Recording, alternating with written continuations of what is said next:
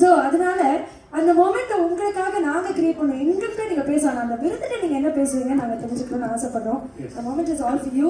So இதில் நின்று நீங்கள் என்ன பேசுவீங்கன்னு கேட்கறதுக்கு அதுக்கு முன்னாடி சுசீந்திரன் சாருக்கு நன்றி சொல்லணும். பிகாஸ் ஃபர்ஸ்ட் இந்த அவார்ட் நீங்கள் சுசீந்திரன் சார் கையில் கொடுத்ததுக்கு எனக்கு ரொம்ப ரொம்ப ரொம்ப ரொம்ப தேங்க்யூ. பிகாஸ் நான் வந்து நியூஸ் ரீடராக இருந்தேன், அப்புறம் நிறைய ஒர்க் பண்ணியிருக்கேன். அதை தாண்டி ஒரு ஃபிலிம்குள்ள என்ட்ரு ஆகும்போது ஹீரோயின் சான்ஸ் அப்படிங்கிறதுலாம் டக்குன்னு யாரும் கொடுக்க மாட்டாங்க. நான் வந்து அவ்வளோ ஆடிஷன்ஸ் அட்டன் பண்ணியிருக்கேன், அவ்வளோ பேரை மீட் பண்ணியிருக்கேன்.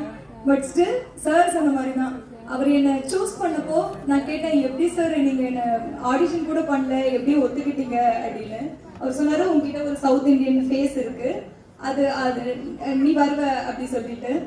ஸோ எனக்கு என்னன்னா ஒரு ஒரு ஃபர்ஸ்ட் நம்ம ஒரு விஷயத்த ஆசைப்படும் போதே அதுக்காக நம்ம அவ்வளோ தடைகளை தாண்டி வந்திருக்கோம். அதுக்கு முதல் ஸ்டெப் தான் நமக்கு ரொம்ப ரொம்ப முக்கியம். நம்ம எவ்வளோ ஹைட்ஸ் வேணா ரீச் பண்ணலாம், எவ்வளோ இடத்துக்கு வேணா போகலாம், ஆனால் முதல்ல நம்மளை யார் தூக்கி விடுறாங்கன்றது ரொம்ப ரொம்ப முக்கியம். அது எனக்கு சினிமாவில் பண்ணது சுசீந்திரன் சார் தான். ஸோ அதுக்காக நான் என்னைக்குமே அவர் கடமைப்பட்டிருக்கேன். நான் எல்லா இன்டர்வியூஸ்லுமே யாரை பற்றி பேசுகிறோம் இல்லையோ சாரை பற்றி பேசாமல் இருந்ததே கிடையாது. ஸோ இன்னைக்கு நான் யோசிச்சேன், வாழைலாம் பார்த்தப்போ இவர் என்னை ஃபோன் பண்ணி பாராட்டலே, இவர் பார்த்துருப்பாரா இல்லையா அப்படின்னு. ஸோ இன்னைக்கு அவர் கையால் இது வாங்குறதுன்றது நான் ரொம்ப ரொம்ப ஹாப்பியாக ஃபீல் பண்ணுறேன். அவர் என்னை இன்ட்ரோ பண்ணாருங்கிறது நான் ரொம்ப பெருமையாக நினைக்கிறேன். அண்ட் எப்போவுமே அதுக்கு நான் கிரேட்ஃபுல்லாக இருப்பேன். அண்ட் அவரோட நேமை இன்னும் நிறைய காப்பாற்றணும் அப்படின்னு ஆசை இருக்கு. தேங்க்யூ ஸோ மச் சார் எனக்காக வந்ததுக்கு. உங்களுக்கான அந்த விருதுகிட்ட நீங்க பேசணும்னு நினைக்கிற விஷயத்த பேசணும். அதுக்கு நான் தனியாக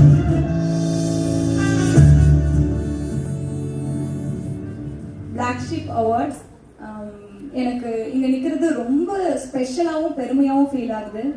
பிகாஸ் இது வந்து மக்களால் தேர்ந்தெடுக்கப்பட்ட ஒரு அவார்ட். அவ்வளோ பேர் ஓட்ஸ் பண்ணியிருக்காங்கும் போது எனக்கு ஃபர்ஸ்ட் டைம் நீங்கள் போஸ்டர் ரிலீஸ் பண்ணும்போது எனக்கு ரொம்ப ஒரு மாதிரி நர்வஸாக ஃபீல் ஆச்சு அதை ஓப்பன் பண்ணும்போதே. பட் அவ்வளோ பேர் ஓட் பண்ணியிருக்காங்க அப்படின்னு பார்க்கும்போது ரொம்ப ஹாப்பியாக ஃபீல் ஆச்சு. பிகாஸ் இந்த இடத்துக்கு வந்து நான் நிற்கிறதுக்கு அவ்வளோ ஈஸியாக எனக்கு நடந்தில்லை. நான் வந்து 2015 ஆக்டிங் ட்ரை பண்ணிட்டு இருந்தேன். ஸோ இங்கே வந்து இப்படி மக்களால் இப்படி தேர்ந்தெடுக்கப்பட்ட ஒரு அவார்ட் வாங்குறதுக்கு எனக்கு இத்தனை வருஷம் ஆயிருக்கு. ஒரு ஒரு மொமெண்ட் கூட நான் ஷேர் பண்ணணும்னு நினைக்கிறேன். இதை நான் இது வரைக்கும் எந்த இன்டர்வியூலுமே ஷேர் பண்ணதில்லை, எங்கேயுமே சொன்னதில்லை. பட் இங்கே சொன்னால் கரெக்டாக இருக்கும்னு தோணுது.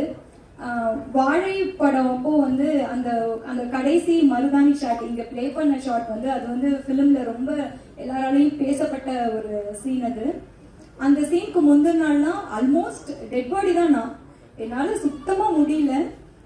அந்த முந்தின நாள் நைட்டு வந்து நான் ரூமில் டு நாட் டிஸ்டர்ப் போட்டு படுத்துட்டேன்.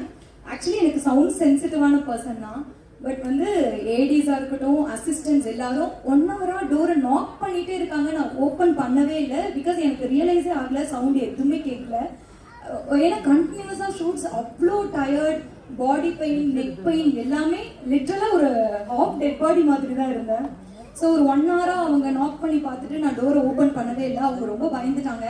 இது நடக்கும்போது மிட் நைட் ஒரு 2 o'clock இருக்கும். பிகாஸ் அடுத்த நாள் ஷார்ட்க்கு நான் மருதாணி கையில் வைக்கணும். ஸோ வச்சே ஆகணும். சார் வந்து அங்கே எதுலேயுமே வந்து நம்ம ப்ராப்பர்ட்டி அந்த மாதிரிலாம் யூஸ் பண்ணல, எதுவுமே ஃபேக் பண்ணல. அந்த ஃபிலிமில் இருந்த எல்லாமே ஒரிஜினல் தான். ஸோ கையில் ஒரிஜினல் என்னன்னு பண்ணுவீங்களோ தெரியாதோ அவளை எழுப்பி விட்டு மருதாணி வைக்கணும் அப்படின்னு டைரக்டர் சொல்லிட்டாரு. ஸோ அசிஸ்டன்ட் டைரக்டர்ஸ் எல்லாருமே ட்ரை பண்ணிட்டு என்னால் முடியல அப்படின்னு சார் கிட்ட கால் பண்ணி அவங்க எந்திரிக்கல, என்னாச்சுன்னு தெரியல, ரொம்ப நேரமாக டோர் நாக் பண்ணிட்டே இருக்கோம் அப்படின்னு. அதுக்கப்புறம் ரிசப்ஷனுக்கு சாரும் வந்து கண்டினியூஸாக ஃபோன் பண்ணிக்கிட்டே இருந்தாங்க. எனக்கு ரிங் கூட கேட்கல.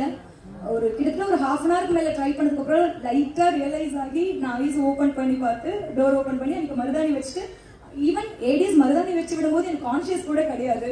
அப்படியே தூங்கி எழுத அடுத்த நாள் நாங்கள் ஷூட் பண்ணோம். அப்போ சார் சொன்னாங்க அடுத்த நாள் காலையில் கேட்கும்போது, என்ன ஆச்சு நேற்று, நீ செத்து போயிட்டேனே நாங்கள் நினச்சோம், அவ்வளோ கஷ்டமாக இருந்ததா, அட்ஜஸ்ட் பண்ணிக்கோ, இந்த படம் வந்து உனக்கு நல்ல லைஃப் கொடுக்கும் அப்படின்னு சொன்னாங்க. ஸோ இன்னைக்கு அந்த ஃபிலிம்காக அவ்வளோ கஷ்டப்பட்டோம். நான் மட்டும் கிடையாது, அந்த ஃபிலிமில் இருக்க ஒவ்வொருத்தரும் அவ்வளோ கஷ்டப்பட்டாங்க.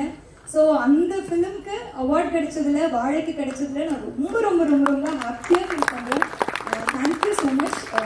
எனக்கு ரொம்ப ஹாப்பியாக இருக்கு அண்ட் ரொம்ப சந்தோஷமா இருக்கு. தேங்க்யூ. Thank you and please